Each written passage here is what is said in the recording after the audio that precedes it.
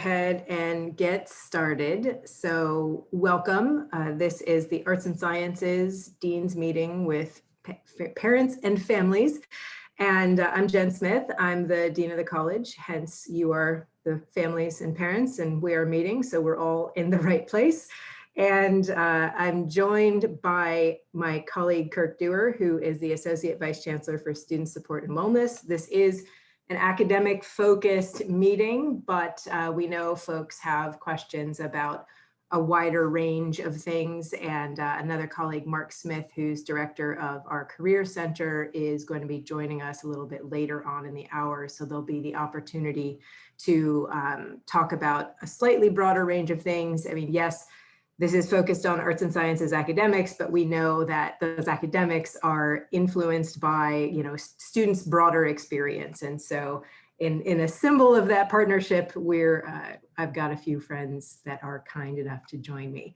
So for format, I'm going to run through a little bit of a presentation, which is what I normally do for Parent and Family Weekend, except that it is on Friday afternoon and we're in a classroom.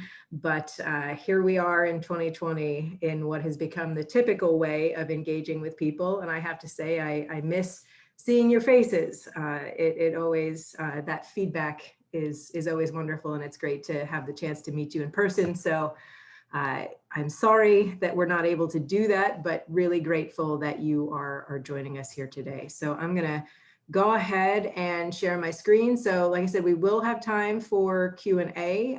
You can put your Q&A in the Q&A, type it out there, and we will get to it. But I am going to focus on working through some common information in hopes of heading off some of the more common questions, and also give you a little bit of a sense of how things are going on campus. So let me get that PowerPoint shared. That's Kirk.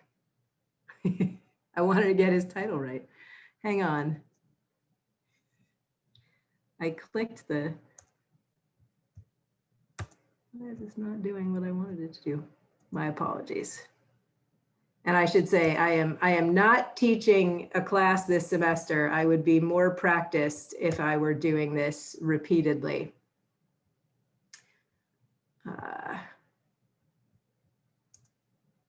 No, what is going on here? All right. Please move this window away. This is the worst problem I have had with screen sharing in the entire time I have used Zoom for real. Stop the share. All right.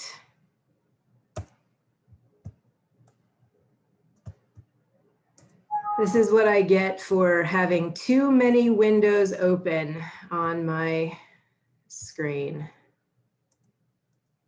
My apologies. See if you can hear that beeping, it's my computer protesting at what I am asking it to do. All right. I'm so sorry. I'm probably just going to go ahead without the PowerPoint since you don't really need it. Oh, there we go. Well, Mark Smith has joined us from the Career Center just in time to listen to me fumble with my PowerPoint. Welcome, Mark. And I'm going to take one more shot at this because I do have some good pictures that I really did want to share with you. I see what's going on now, finally.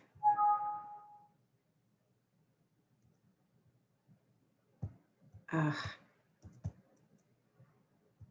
wish I were capable of multitasking. Kirk, do you have any stories you want to tell people while I'm still fumbling to rescue this? No, not just yet, but always interesting things going on. Stand up, would you like us to talk about our stuff? Would you please? Yeah. Thank you. This is killing me. I apologize. Okay, Kirk, you want to go first or you want me to? No, it's you, Mark. Kurt, Go ahead, Mark. yeah. So I'm Mark Smith. I head up the career services here at WashU, and I'm doing a program at 1 o'clock Central Time, so 2 hours from now, to talk about the Career Center. For those of you who came to orientation, it'll be very similar to what I did then, but a few new things and some of the programs we're doing this fall. Also, a little more about how things have been going virtually and everything. Oh, we got Jen up here. So why don't we go over to Jen and then I can pick up later. Does that sound okay, Jen? That's perfect. That is absolutely, hey, victory is mine. All right. Thank you so much for your patience. And folks, I'll have to figure out how to warn people who are watching this as a recording to just forward through the first couple of minutes of absurdity, but here we go. So yes, we are all in the right place, and I am finally now ready to share with you a little bit about how things are going. And you know what, actually, before I get into this, I just have to say, I have never been more proud to be a part of the WashU community than I have been in the last few months. And it may sound strange to say that when this is probably the hardest time we've had as a community since I can remember. And everybody's stressed out, and everybody's, so many people are dealing with so many burdens, but the response of our students has been nothing short of awe-inspiring. They are so incredibly resilient. They are so attentive to what we need to be doing to stay safe in the community. And they have been so amazingly understanding and supportive of each other and of us, having watched faculty struggle over the summer months that usually are time, that they're working on their research to figure out how to redesign their classes. And then for many of them, do it all again when the reality hit and they had to adjust a lot of what they were intending. And it has been just absolutely inspiring and then some. And I have to thank you as well. I mean, you are supporting your students, your children.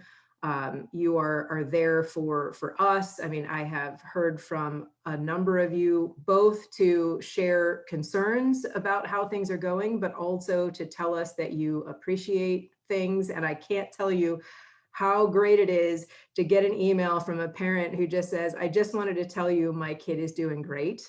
Like, that has been such an incredible gift. And, that's not to be say, I welcome the concerns as well. That's how we figure out, what we need to do.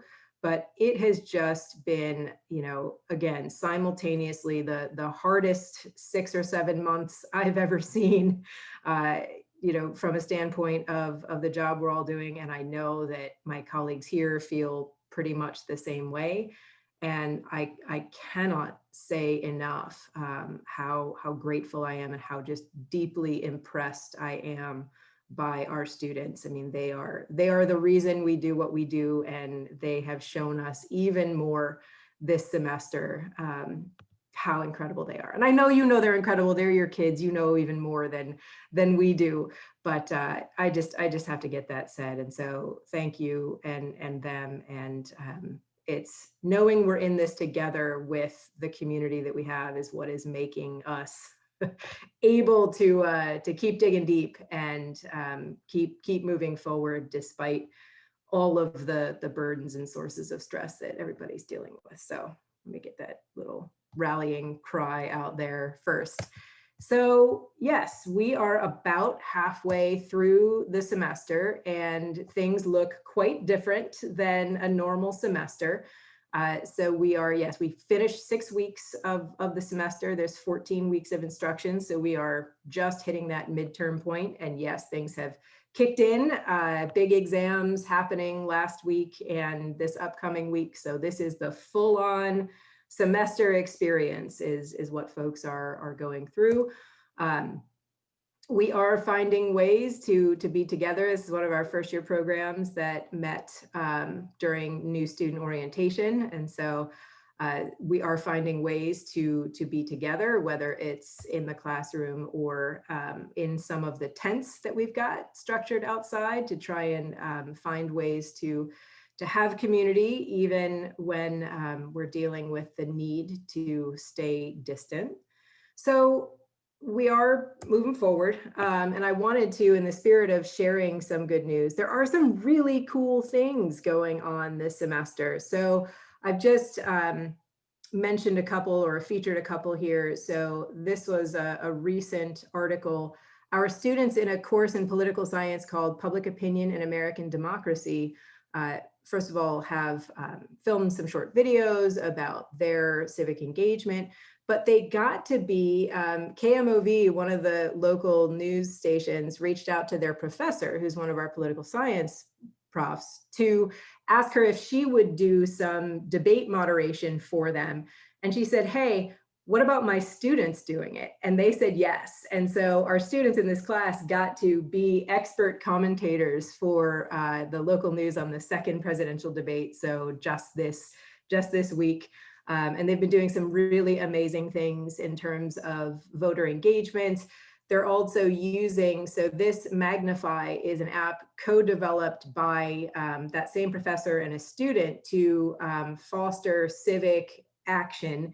And our students are taking advantage of this online community building platform to do things like express their gratitude for our dining staff. So you can see October 19th, this is something that just happened. And so again, on this theme of being inspired by our students, there is plenty to be inspired by. And then, you know, for instance, our performing arts faculty really getting creative in how they are engaging with their performance classes and performances and exploring virtual reality engagement. So there still is creativity and innovation and people really working hard within the constraints of what we're dealing with to create a pretty cool educational experience. So that's the good news.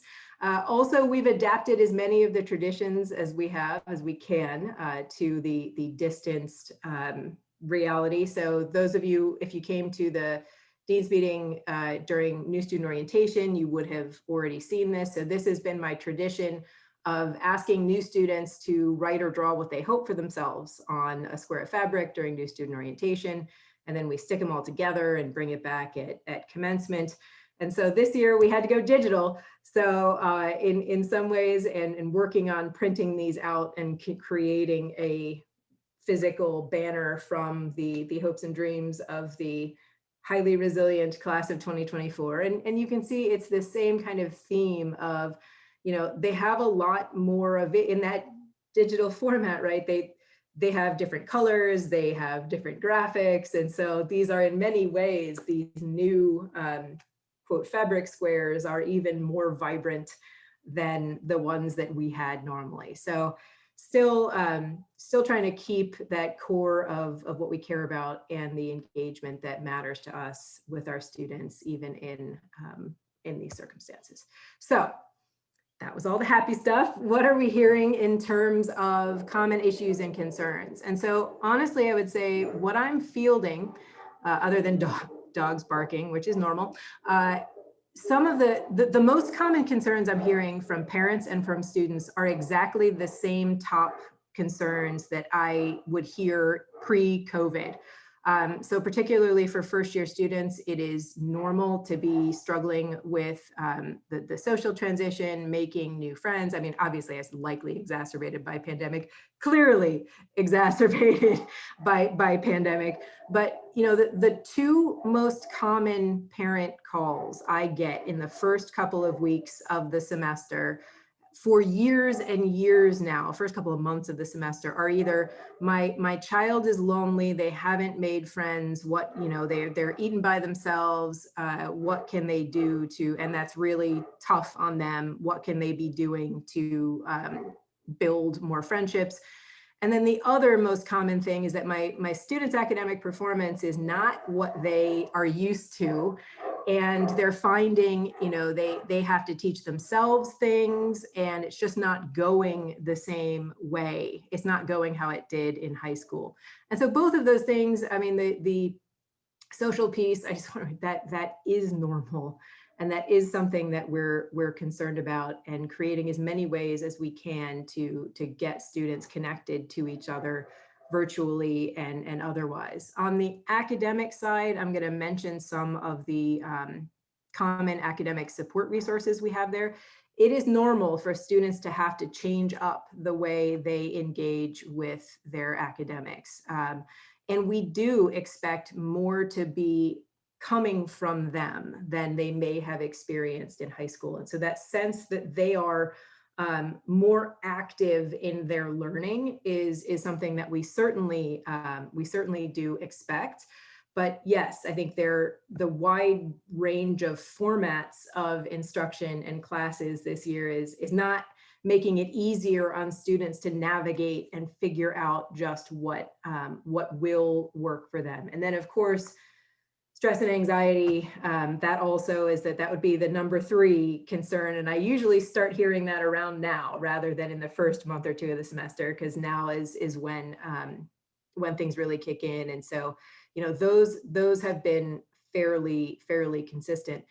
I think the thing that most concerns me is that we're not seeing students taking advantage of the resources available to them in the same numbers that they were, even when we account for 20% of our students being fully remote.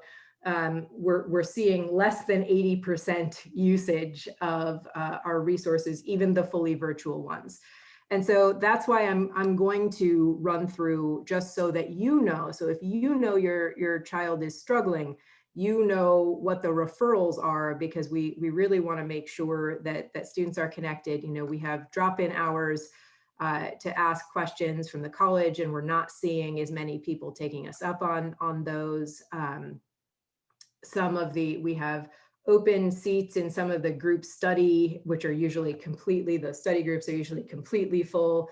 So, and these are all virtual, right? So it's not that students can't get them, it's that they're not. So I wanna make sure, I'm gonna spend a couple minutes here just running through the ways that students can get help, so that you know, and maybe between all of us, we are trying to push these out to students. And you know, there are a lot of fatigues going on here: pandemic fatigue, survey fatigue, email fatigue, communication fatigue. I mean, we know we're pushing a lot of information out at students, and so I'm not surprised if some of these connections are just getting lost. So the dominant hub for academic support, like actually help with classes, is our Learning Center, and it's just learningcenter.wistl.edu. And there are all kinds of ways that students can both get support for specific classes, but also engage with their academic skills. And the academic skills piece, which includes time management and study, this is a hard sell. This is a hard sell to get students to really think about bringing new ways of organization or new ways of studying, because it feels like they want in the moment. They want somebody to help them with the specific concept that they don't understand right now, that they have a quiz on in the morning. But some of that stress and anxiety and overall, you know, how much they're putting into their academics versus what they feel they're getting out, if they would consider redoing the way they're managing their time and the way they're studying, it would make a huge difference. So, you know, this may not be the moment. This may not be the moment to try and get students to do that, but it would reap benefits far beyond the next quiz or test, and really in terms of how much time they have for themselves. And so those skills are, students can talk to peer mentors about these. There are assessments that they can take to help try and figure out what might be not working well for them. But it's also, again, completely normal for students to find that what worked for them in high school is not producing the same effects as it did now that they're in college. So that being said, there are still study groups and help desks and academic mentors that you can find for more course specific, but I make this plug as often as I can, so I'm making it again. Let's see. writing specific help through the Writing Center, one-on-one help with any writing or public speaking, from brainstorming to outlining to the actual writing process. There are people there to help students with any project writing focused that they've got. And then I just want to more specifically in terms of figuring out what their academic path might be. We've got a major minor fair, virtual major minor fair coming up next week for students to learn more about the different programs. And this is open to everybody. It is traditionally attended by first and second years, but sometimes juniors who are thinking about whether or not they can put a minor in their last 2 years, or whether or not, you know, there's a second major somewhere. So that resource is available on our website, figuring out how to get connected to that. So if students have academic concerns, I'm just kind of showing you the support. What can they do? So where can students register concerns with specific issues associated with a course?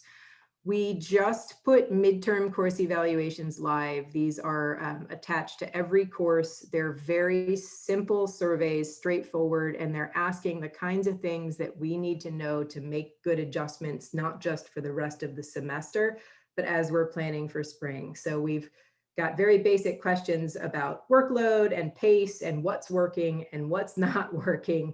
And those will really help if your student's looking for a way to give feedback to the instructor about what is or isn't working in their particular course. That is the best way to do it. And these are, I never remember exactly the difference between anonymous and confidential, but we can, as an administrator, go back in and figure out who submitted a specific comment if we have to, given that it says something alarming, but the professor would not know who submitted a particular comment. So they're anonymous, confidential. I don't know. Private. There we go. Particular concerns that a student has raised with a professor and they feel like they're not getting resolved. The appropriate place to take those is the department chair, who is the person in charge of that professor. So, you know, if it's a physics course, the physics chair. If it's an American Culture Studies course, the American Culture Studies. You get the idea. And that those individuals know that it is part of their responsibility to address and resolve, if they can, concerns that happen in a course. And then I know sometimes students they want to submit things anonymously. They want to just register a concern anonymously. That ties our hands a little bit in terms of what we can do for follow-up, but we will follow up on concerns that we get. If you just Google register concerns, ArtSci policies, it'll come up. There's a web form on our policies and procedures page that allows students to submit concerns. A lot of times what makes sense is for a student to have a conversation with their advisor about what they're dealing with and what might be the next best thing to do, what good next steps are. So broadly, either if the student is looking for more help or just something doesn't seem right about the way the course is going, conversation with the four-year advisor is a great one. And then we do have these drop-in virtual hours Monday through Friday, 9 to 5, where a student can ask any kind of questions that they want of one of our college deans. Really a great resource if you just want to ask something in the moment, or you want another opinion, you want to talk something through with somebody. And this is one of the places where we're just not seeing the numbers of people that we normally did. So want to make sure questions are getting answered. And so there's also always me. I'm happy to talk to any student about anything that they're concerned about. So I have hours within this Dean of the Day schedule on Fridays, and then I'm available by appointment. I also have been trying to bring my dogs where I can. I was just on campus with them on Tuesday, and that does seem to be something that brightens the day of at least the students that I run into. So I do take requests. So if students reach out to me and say, can you bring your dogs this evening over to this part of the 40, I will do. The dogs need the exercise. I need a reason to get out of my house. So sounds absolutely good to me. And one of my most favorite things of the year, we will be making an appearance on Friday morning.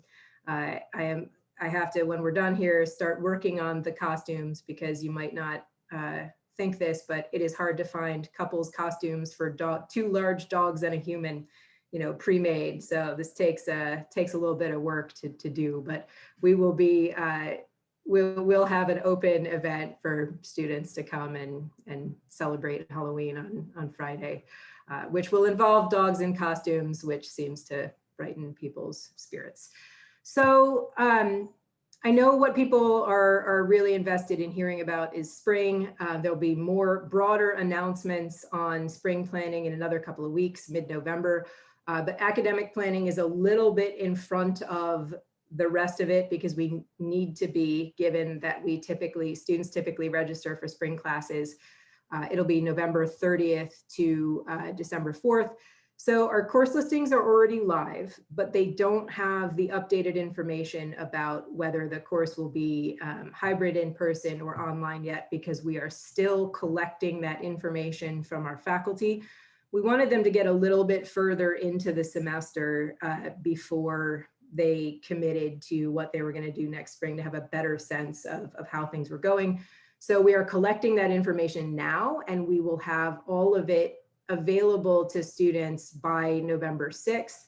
Students then have several weeks before they actually register for classes. So that's the end of November, in the beginning of December. And then we'll make classroom assignments based on the numbers of students that we have in the second week of December, once we've got those enrollments.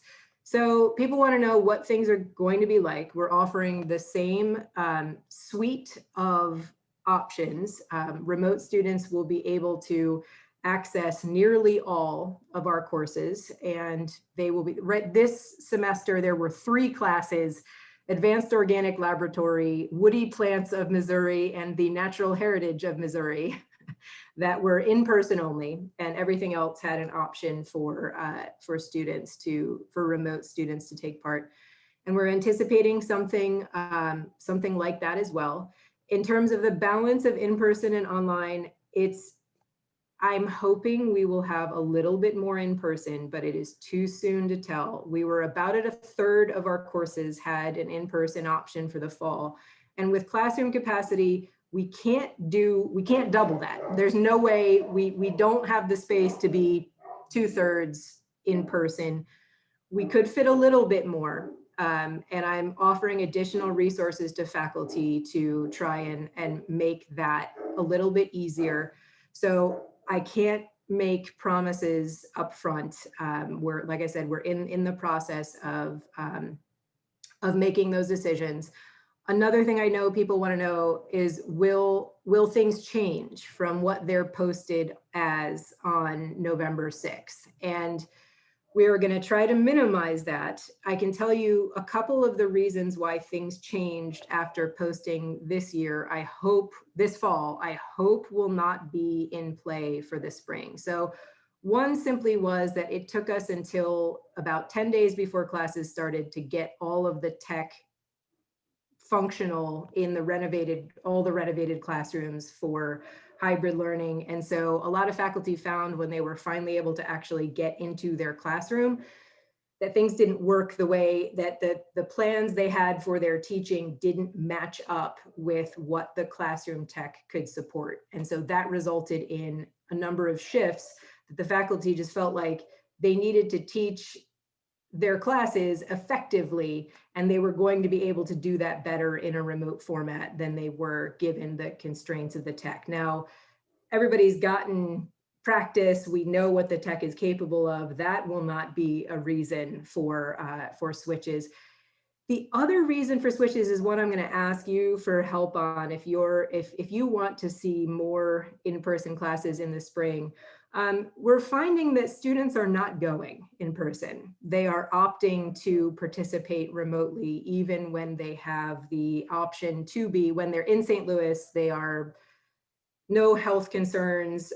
They're choosing to be remote rather than in person. And so it's a tough sell for faculty to when, to come to an auditorium, there's 45 people in your class, 3 of them are fully remote and only 2 people are coming physically, and the other, whatever the math is, 37, prefer to engage remotely.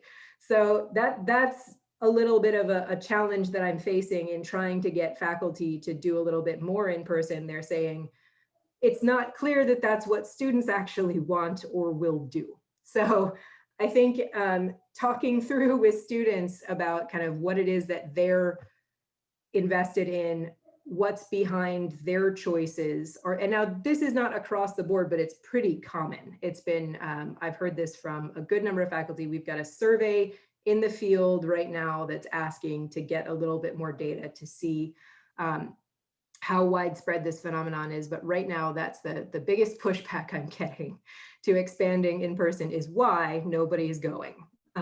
So that's a challenge that I want to put out there for all of us. Like I said, I am surveying students to try and understand what's going on there. And I'm also hoping, deeply hoping, that now that students will know the modalities weeks before they register, that we'll have a little bit more sorting, and the students who choose the classes with the in-person options will be more likely to be the ones who are actually committed to going in person, and that students who are cool with remote will, so that there'll be a little bit more self-sorting, so that we'll have people in classes that suit their educational needs. So I'm trying to be completely candid and transparent with what we're wrestling with. I have heard certainly from parents that there is a desire for more in-person classes. I'm going to do my best to move the needle. I know I can't move it very far. We have to keep all the same distancing. All of those constraints will be the same in the spring. And so I guarantee you, I am doing my best, but we're operating under some significant constraints. So I think that is, yep. So that's the end of my presentation. And I was going to give, I know I promised Mark more than the 90 seconds he got when he was saving me while I was wrestling with my my share. So Mark, I will get out of this, stop share. And Mark, did you have other stuff that you wanted to?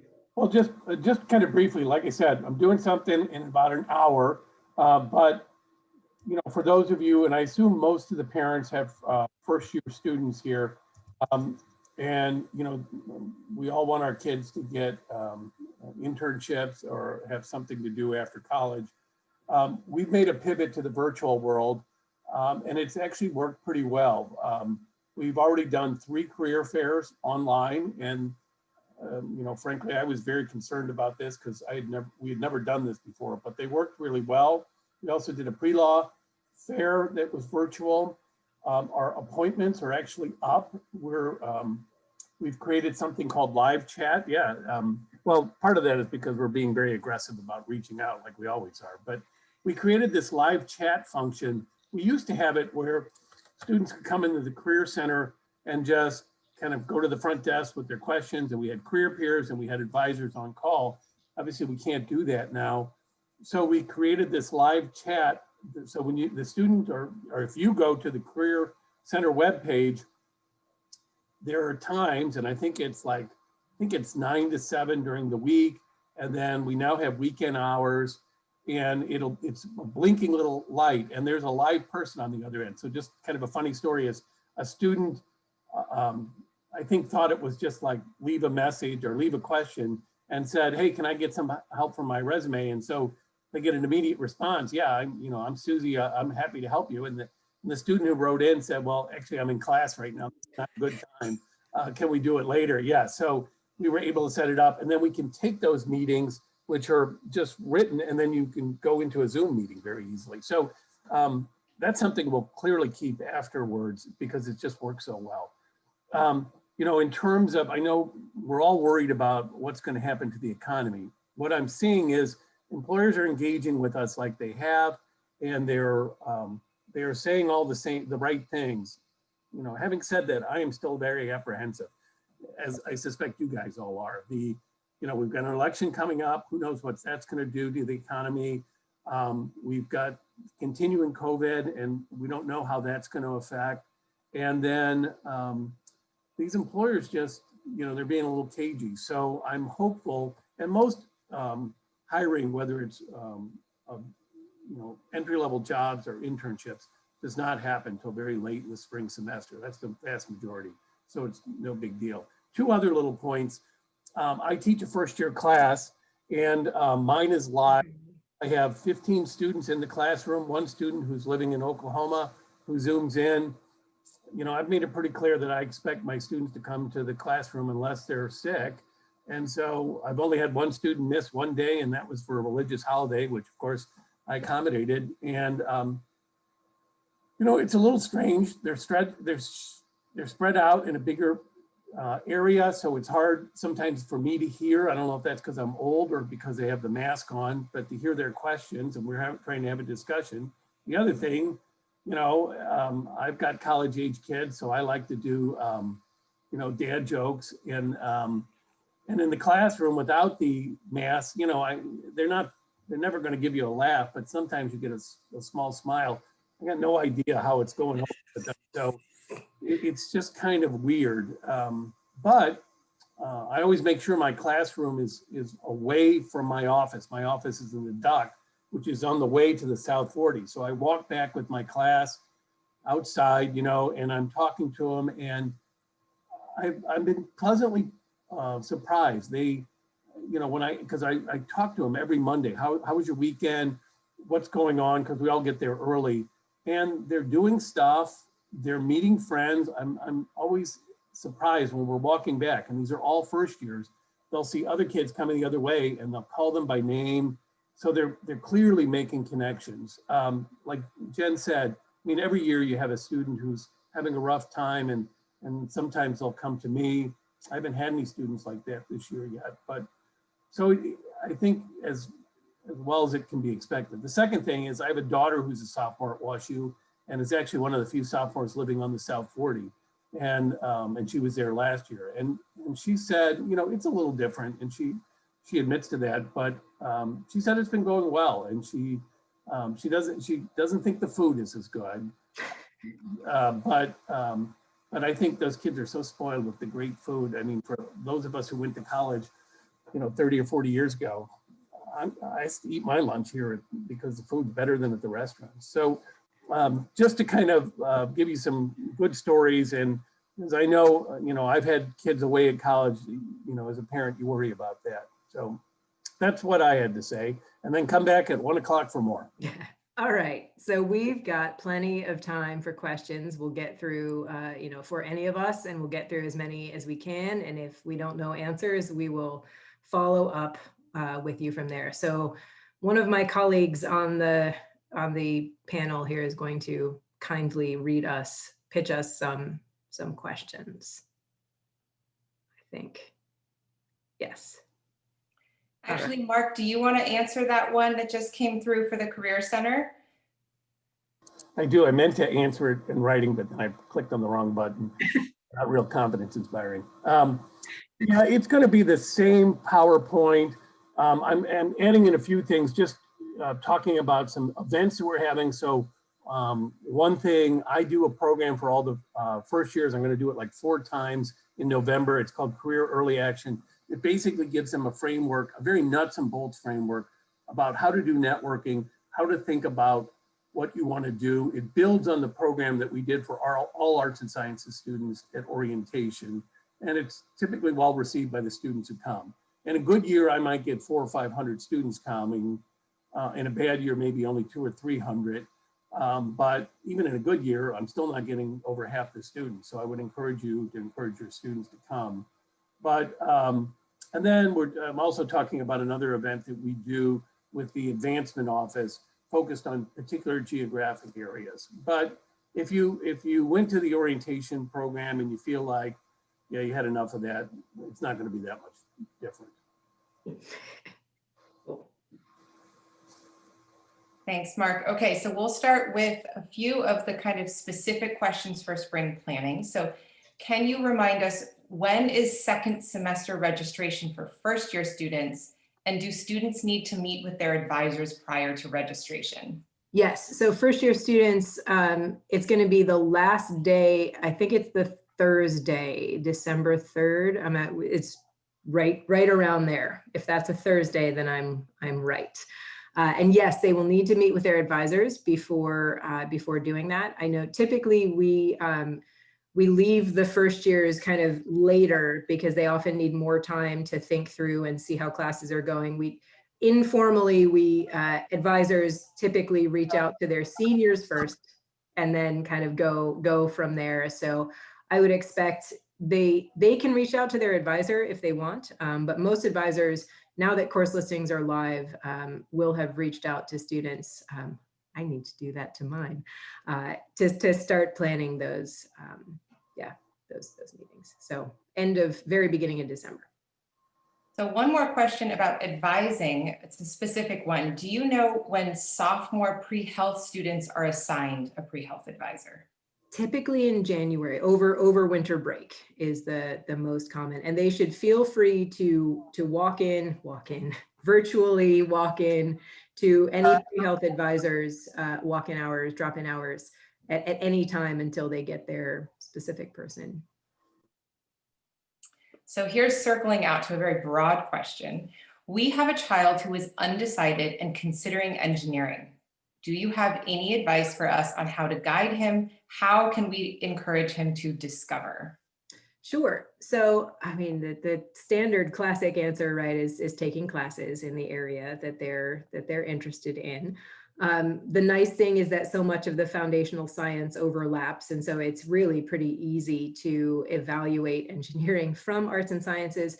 If it's computer science in particular, that is something that a ton of our students second major in or minor in from arts and sciences. And we've got a couple of joint majors, math and computer science and econ and computer science, that would have a student staying within arts and sciences, but still exploring that engineering field.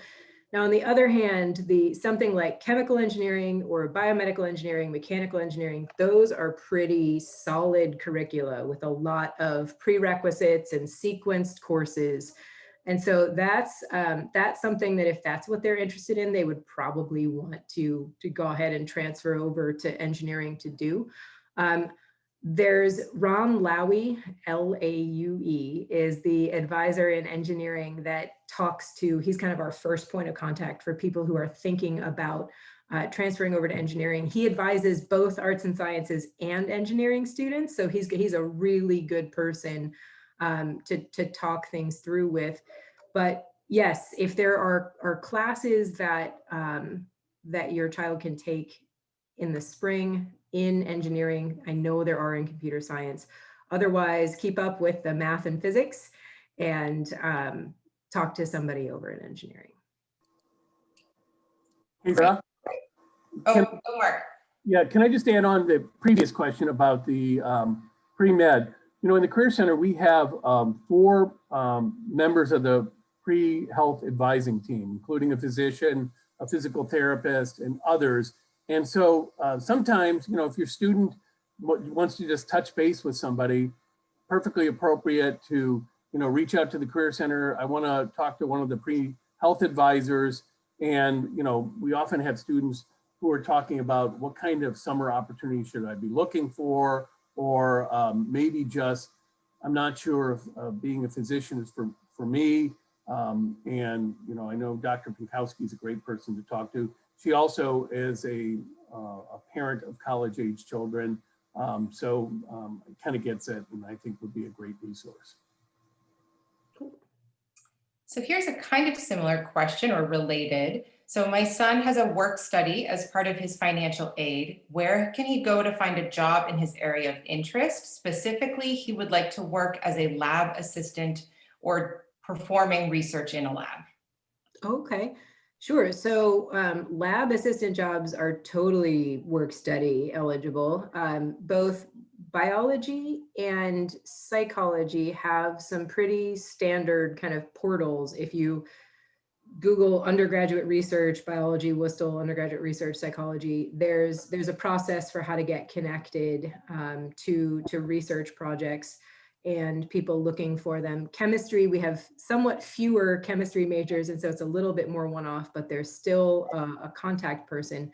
So yes, in each of those three departments, which would be our main lab research volume areas, that would be how to do it. There's also the undergrad research office is good at consulting to talk to students how to find and make those connections. But it is totally, yes, lab assistant jobs are completely work studyable and go straight to the department. And also, Jen, wouldn't you suggest, they could also connect with upper class students who've worked in labs and actually just even reach out to labs because, a work study student is, it's a cost savings for the department. So they are very attractive students. And I think they can use their work study at the med school too, can't they? Yes, yeah. And that's so bio and psych curate just lists so you can look at what the projects are. So that's why I'm suggesting that, so you can get a better sense of kind of the range of projects you might work on. But yeah, if that's not, personal networking and connections is always a good thing as well. Yeah. Okay, so here's a question about academics this current fall semester. Do you foresee any changes in the pass-fail procedure, for example, allowing more opportunities to opt for pass-fail? So not at the moment. We just did actually yesterday morning, this question came up amongst some peer universities and we collected a lot of data.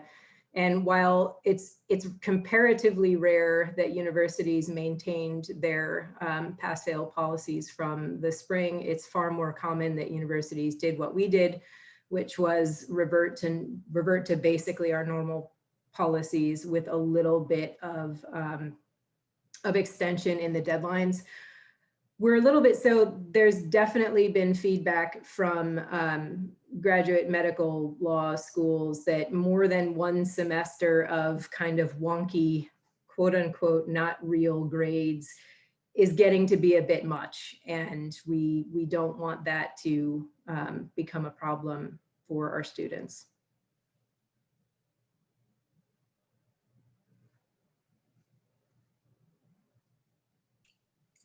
So we're getting a few questions about travel over Thanksgiving. And I'm wondering, Jen or Kirk, if you maybe just want to speak broadly to this topic and what plans are for the university.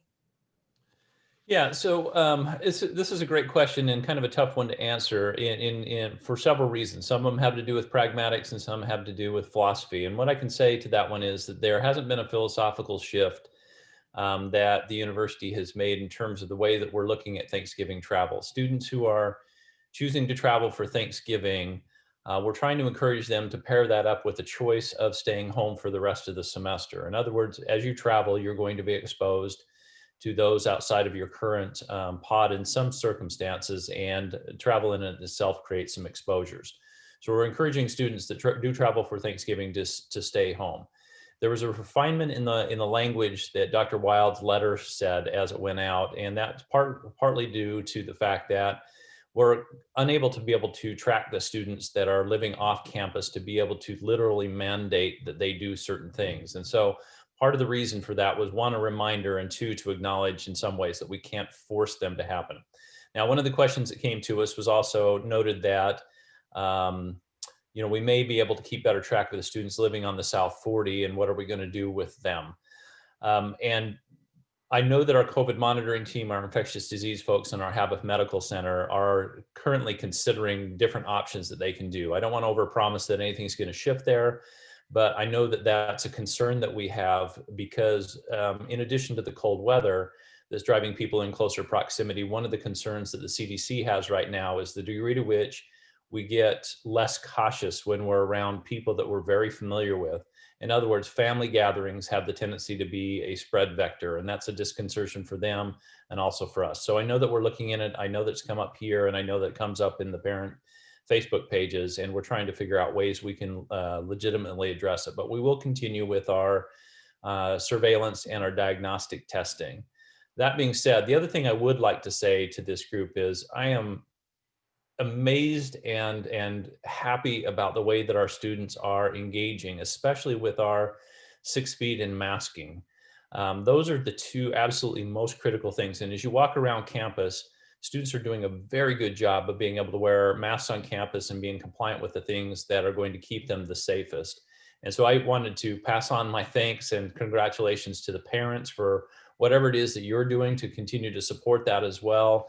Our students are doing amazingly well. And just to give you some idea, right now, as of 10 o'clock last night, we had 5 students in isolation, so 5. Most of my colleagues around the nation are getting 25 and 30 new cases a day and rotating students out. So we have currently 5. We have just under 30 that are in quarantine and on campus. And then there's another 15 that we're tracking off campus. So our numbers here at WashU are very low. And I attribute all of that to, you know, a dusting of luck, but more of our students' willingness to be able to do the things that are going to keep them the safest. I'm wanting to go back to my recent answer on pass fail and just make sure I was clear. We are reviewing the policies, and why I said not at the moment was because the data that we just got in as of yesterday did not make us clearly think that was what we should do. And so we haven't stopped talking, but at the moment, it's not looking like significant changes are ahead. So I just want to make sure I'm not cutting that off. So one question about study abroad, can you speak to overseas programs broadly speaking, and do you know if they're still happening next year, for example?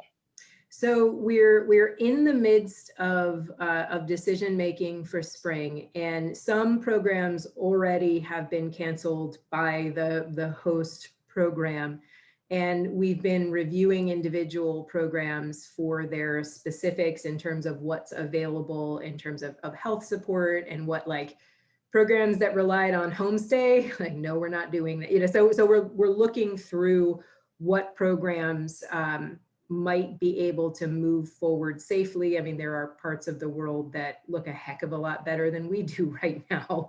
So it's not a no-brainer just to suspend, but clearly some of the programs that our students were looking at have been suspended already by their hosts, and that's been communicated out. But we're going to try and make a full-on decision in the next week or so.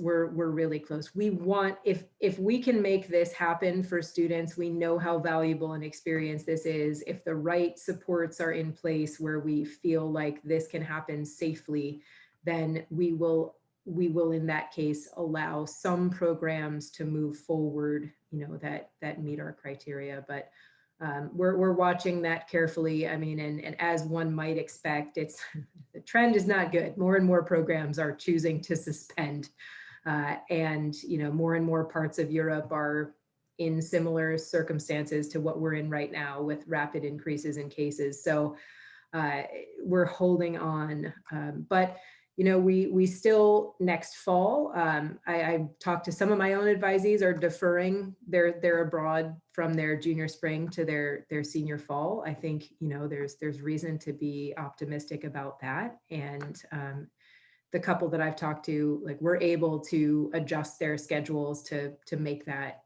work in terms of staying on track for graduation. So that'd be prudent in my mind, at least, to be thinking about whether a deferral is something that might work. If the student just wants certainty for the spring, that's probably their best option.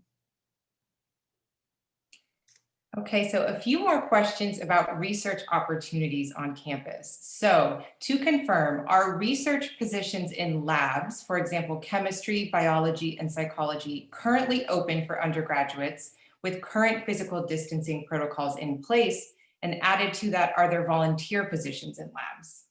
So there are some, subject to, we've got distancing and all of that, but yes, research is open to undergraduates at this point, under current conditions. Are there volunteers? So Typically it's pay or credit. I know at least the medical school will, for some reasons that I'm not entirely clear on, does not allow volunteer. You have to be either being paid or receiving independent study credit. But yes, that's the other way to do it if you're not getting paid, is to be doing it as an academic independent study. And so the volume is not quite what it has been because we're at lower capacity in the labs, but undergrads are not flat out restricted from lab-based research. And Sarah, just to build on one of the questions, I think there was a specific question about the parent student was a PNP major. What could they do for the summer? And for all students, whatever your student is majoring in or thinking about majoring in, on the Career Center website, you can go and you can enter in a major, and you will see for the last 3 years what students have done for internships and what they've done for post-grad, to the extent we've got the data. And we spend a lot of time and effort trying to get post-grad outcomes. We just don't have the resources to do as much with internships, so we're dependent on students, but it's still pretty good data. And where I think it's really helpful, it helps both narrow and broaden choices for students. On the one hand, students may see, well, this student worked at this group, which is the Philosophy and Neuroscience Association, that they didn't even know existed. And then it gives them some target places. But I think it's also, and probably more importantly, important because it's broadening. So they may see students who went into consulting or went into a rotation program at Target or some other big corporation. And I think it helps them realize, oh, I didn't know that was open to me. And, you know, because the students, they're very modest about, and they think, well, I don't have any skills. And you know, they're blind to the fact that they're incredibly smart and incredibly hardworking, and they can learn anything. I mean, that they are the model employee. Everyone wants them. And so I'd encourage parents to look at that, maybe spark some ideas with their students, and encourage your students to look at it as well.